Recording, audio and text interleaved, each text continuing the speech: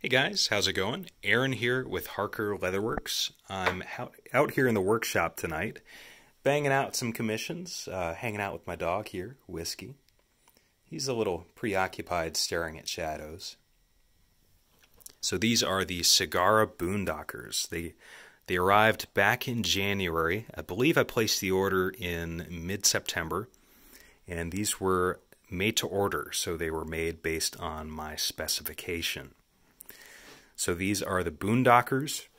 We're just going to run through the specs real quick and then talk about Sagara as a company. So this is the Boondocker pattern on the Mark Last, and the Mark Last is just like a dressier last. It has a low profile toe, and it's almond shaped as well. For this boot, I went with an unstructured toe box just because I'm a sucker for those. Personally, I feel like those they conform to your feet better. The leather is golden rough out, which is just a like a domestic Indonesian leather, and it's a rough out leather. What can I say? It's pretty nice though. I haven't had any issues with it so far. And the outsole we have on here is the Urban Explorer from Dr. Sole. It's just a hybrid sole. It's got this leather layer and then rubber underneath. So it's a rugged sole, but it looks dressy, which I just love. And what else? We have this natural cream thread. We have brass eyelets. I went with a contrast tongue on these suckers, which just looks killer. I also had them make it like higher profile, larger that is, and that just gives it more of a service boot aesthetic. I just love how these look. So Sagara, they're an Indonesian brand, which, the fact that these are made in Indonesia does not... These are incredibly well-made boots, and they're also incredibly affordable because they're made in Indonesia.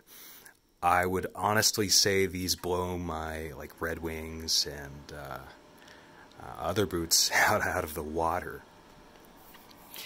So these are hand welted. Brands like Red Wing specifically do Goodyear welting, which is just like a commercialized, basically it's a faster way of welting shoes.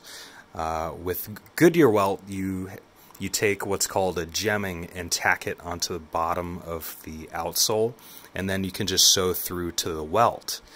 With hand welting, you basically carve into the leather, forming what's called a holdfast, and then sew through the leather to the welt, which is just a more traditional and also some would say a more durable way of welting a shoe.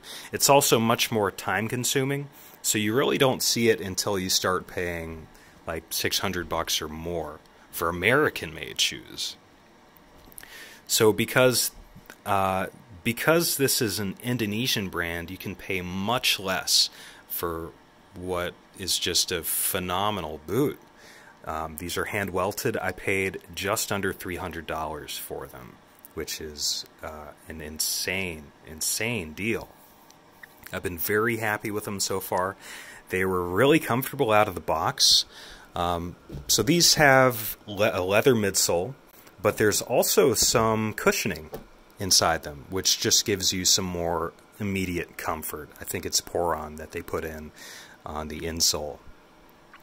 As far as sizing goes, you place your order and then they reach out and you basically measure your foot and then they find the last and size that's the best fit for you. So I would just recommend reaching out to them if you have any questions as far as that goes. Also, one last thing, I got 10% off of these due to my Stitch Down Premium membership. If you have any interest in, getting a discount on some killer boots, or even just joining a cool community, I would recommend checking them out. I'll put a link in the description.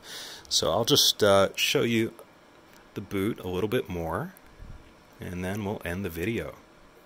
Yeah, I have been incredibly pleased with these. I actually have another pair coming in soon. They're going to be, I believe it's Chloe. They're an Italian tannery, and it is a derby makeup. It's actually a collaboration between Stitch Down and Sagara. So I'll be posting those when they come in, probably this summer. Anyway, thanks again, and I'll see you guys next time.